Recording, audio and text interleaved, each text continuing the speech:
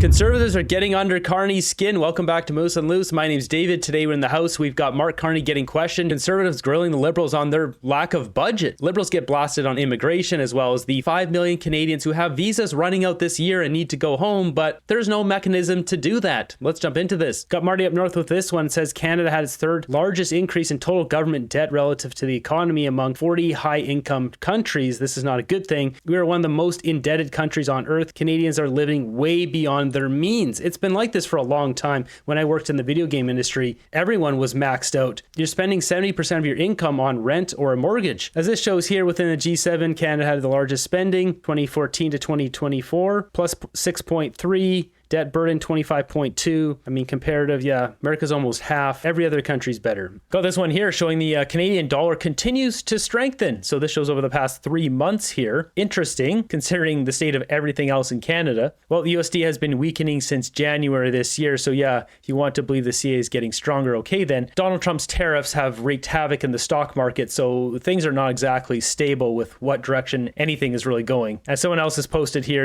Canadian dollar is not strengthening, US dollar is getting weaker. So here's the US dollar going down. So starting off question period here, Mark Carney back in the House. How long, we don't know. Speaker, Parliament's demanding a budget from this Liberal government. Last night, a Conservative motion passed calling on the Prime Minister to table a budget this spring. The Liberals are asking Parliament to approve $500 billion in Liberal spending with no budget. Despite promising to spend less and cap government spending at 2%, they've increased it by 8%. Single moms, seniors, small business owners must budget before they spend. Parliament wants these Liberals to do the same. Will the minority Liberal government listen to the majority in this House and table a budget immediately? The Right Honourable Prime Minister. Mr. Speaker, this week was a great week for the London Knights. It was a greater week for the country of Canada.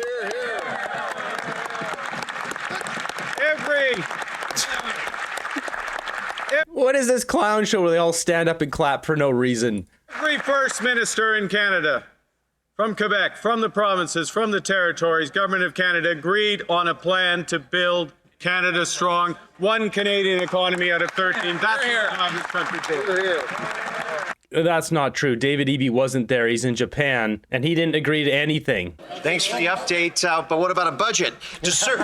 Canadians deserve real fiscal management, not excuses or fact-free talking points. And here's some of the facts.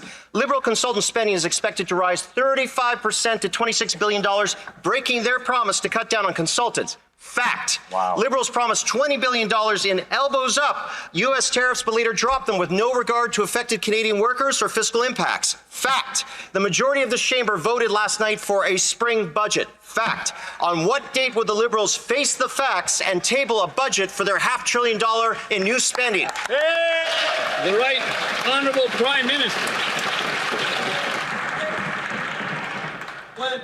Mr. Speaker, the First Ministers agreed on a plan to build this great country. Stand up to Donald Trump. Fact. That's right. Mr. Speaker, the Government of Canada is imposing tariffs that cause maximum impact on the United States, minimum impact on Canada. Fact. On over $60 billion of U.S. exports to Canada. Fact. Raised over $1.7 billion already. Fact. He is so smug and arrogant. He might be more so than Justin Trudeau. He still didn't answer the question. $73 billion spent while Parliament was shut down by this government. A spending package of $500 billion with a record $26 billion for Liberal-friendly consultants like McKinsey, and no oversight or scrutiny from Parliament. Well, this House has had enough. Last night, the House passed our Conservative motion calling on the Prime Minister to table a spring budget. Will the Prime Minister respect the will of Parliament and table a budget immediately so Canadians in this Parliament can have the transparency we deserve? The Right Honourable. Mr. Speaker, we take note of last night's motion. But what Canadians deserve, what Canadian provinces deserve, is a health care transfer. Here's a transfer for childcare. Here's a transfer for dental care. Here's a transfer to support affordability. That's what's in the main estimates, and we expect the support of members opposite. Yes, sir. And you see that? Another fact. Notice his language there too. That's what he expects of the members opposite. This guy throwing out a lot of demands here. That's not how the House works, Carney. You're right, Mr. Speaker. I realize he's new here, but all those things would be in a budget if he'd table Mr. Speaker, this year alone, this government is going to spend a staggering $26 billion on high-priced, liberal-friendly consultants, an eye-watering $1,400 for every Canadian family. They'll present no budget, no departmental plans, and zero transparency. They won't even stand in this House and tell Canadians what the deficit will be this year. Will the Liberals come clean, table the spring budget as this House has demanded? Mr. Speaker, unlike the member opposite, I know the difference between main estimates and budget. Unlike the member opposite. Oh, he's so arrogant. This is going to be quite something going forward here. His temper threshold is quite low. You notice the Conservatives heckling him every time he starts to speak. He's laughing it off right now. He's not going to be laughing it off for long. I know how to grow. Unlike the member opposite, I know how to grow this economy. Carney's unhinged. What was that? Thank you, Mr. Speaker. I will speak softly. Unlike the member opposite, I know the difference between a main estimate and a budget. Here. And unlike the members opposite, we know how to grow this economy without spending money. And that's why we're proposing.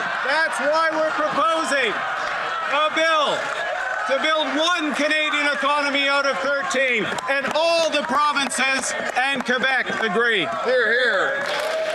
He's dodging the question. Carney just said, we know how to grow the economy. The Liberals, I don't think they do. We got the chart right here. This red line here, this red line is Canada. Well, where was it 10 years ago when Justin Trudeau came in? Down here. Trudeau comes in. If you go across to today, the economy hasn't grown at all. Meanwhile, we look at America, this line way up here. Do they really know how to grow the economy? No. So this comes back to, is this going to be the Carney show? Everything's going to be on Carney's back. He has to answer all the questions. He's going to do all the heavy lifting. The guy's got a pretty wicked temper. At some point here, I think he's going to snap in the House of Commons. Next up, listen to this Conservative absolutely blast Stephen Guilbeault. The Prime Minister has a choice, Mr. Speaker.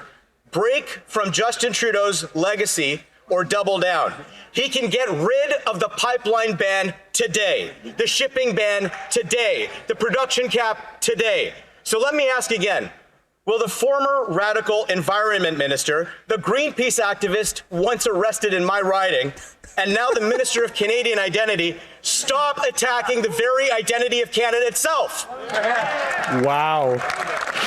Mr. Speaker, yesterday was an incredible day for the country. Yesterday was a day where Come on, get Guilbeault up there. He's going to answer for himself. 13 provinces and territories, plus the Prime Minister, got together to talk about significant national projects so we can build this country, so that we can build it with the great men and women in our skilled trades, so we can build it with great Canadian steel, so we can build it with great Canadian aluminum. Build we will do, Mr. Speaker. It is time to build.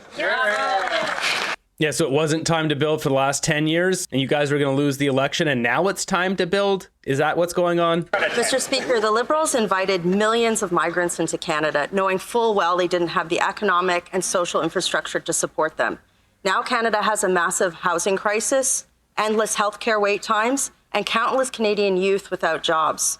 Newcomers themselves aren't to blame. It's the Liberals who misled everybody about Canada's capacity to absorb millions, especially under their government's economy-killing policies. Millions of people are now in Canada with expired or imminently expiring visas. How is the government going to ensure that they will leave?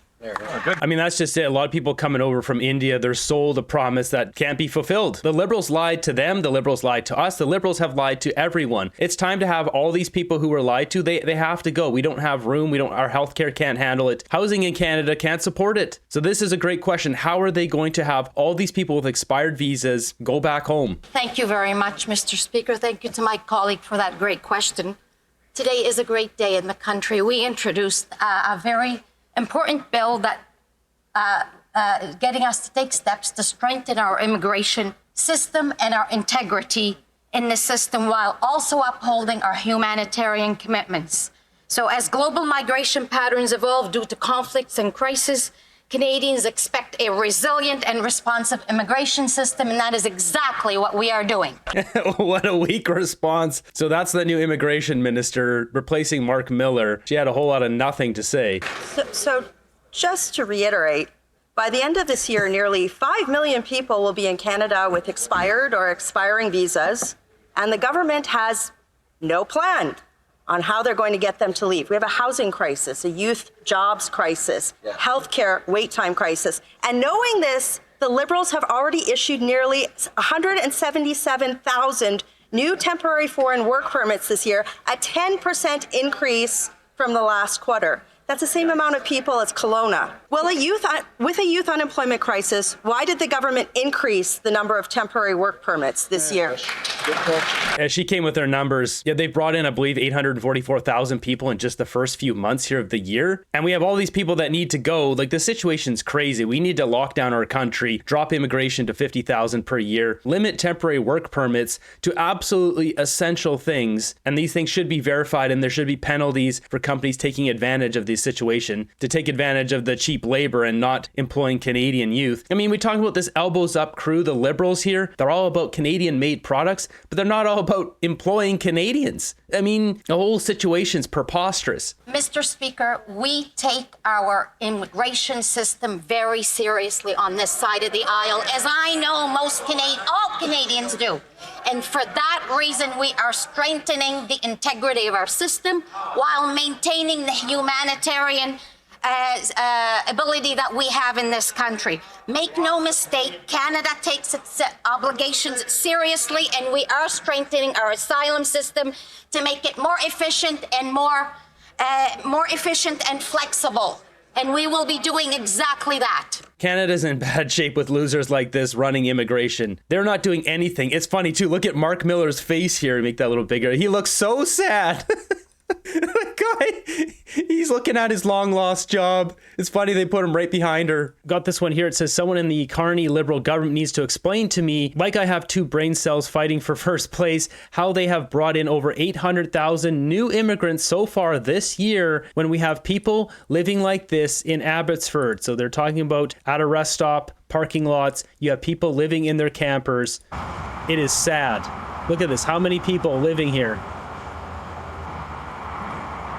We never used to have people living like this. The Liberals brought this in. I would like to think that all of these people did not vote for the Liberals because that's who's at fault here. Carney's a globalist banker. He's a very rich man. He does not care about Canadians. Same with Justin Trudeau. Same with all the other Liberals who could have voted against any of these things. They did it for themselves, for their own paychecks, for their own pensions. They do not care about Canadians. Otherwise, they would have voted against so many of the measures that have brought this level of despair into Canada, like the carbon tax, which now they admit only affected the climate 6%. 7%, 9%, whatever the number they came up with. Imagine destroying the economy for 6% reduction in climate change in Canada, which only amounts to 1.5% of the global emissions. So 6% of 1.5%, it's pathetic. They virtue signal and people lose their homes. They virtue signal and people can't afford to put food on the table. They virtue signal and people have to skip meals. And sadly, if people knew what was going on in our country, educated themselves, they wouldn't vote for the Liberals. They just default to it. And then they wonder why it's so crappy in Canada. I should do a little update on green peas. So for a long time here, since the beginning of the channel, I've been tracking the price of green peas. They used to be $1 before the world event. We're talking 5 years ago. Then they went up to $1.50, then $2, then $2.25, then $2.50, and then they went back down to $2.25, and then they went back up to $2.50. I can announce today that a price of frozen green peas, frozen vegetables, is now $3.50. It jumped $1, a full dollar, which must be about 35-40% increase in one day because of the Trump tariffs. Is this elbows up? Are we winning that we have frozen vegetables going up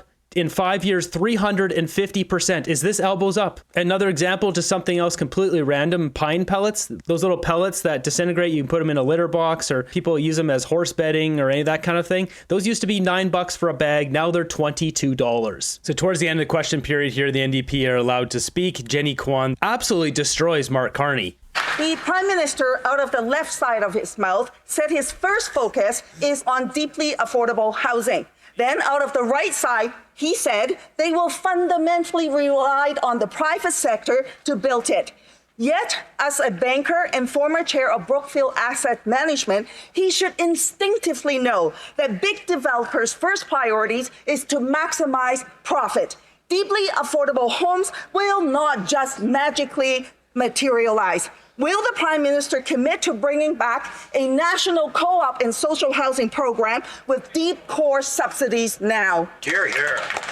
I don't think that's the way we should be going with housing. We need to bring the prices down, not building a bunch of co-op housing. But Mark Carney doesn't want to say the quiet part out loud, that prices have to come down. If they build a bunch of houses, those prices will come down. The value of homes is going to drop. Liberal voters don't want to hear that. Thank you, Mr. Speaker, and thanks to the member for her question. So this government is very focused on affordable housing, and we look forward to working with all members of this House to deliver from the new Government of Canada affordable housing for the affordable end of the spectrum, from supportive housing, social housing, co-op housing.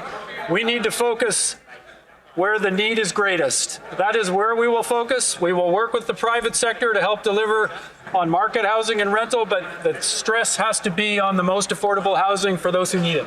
For those who need it, everyone needs it. Everyone's struggling with this. Anyone who's under 55, 50 years old, their house is not paid off. So everyone's got mortgage payment or rent payment. So it affects everyone, because if someone gets a mortgage and then they rent out their house, they want to make sure they cover their mortgage. It affects everyone. Who is he talking about? The co-op housing? Also, side note here, you look at when he's talking, all these liberals having a conversation here, the lack of respect for each other, liberals to liberals, is astonishing. I mean, when new liberals stand up to speak first time in the House, there's no clapping, there's no respect. Notice the direct opposite on the conservative side. When a new conservative starts to speak and gives their first speech the first time ever in the House, everyone claps. There's all supportive energy there.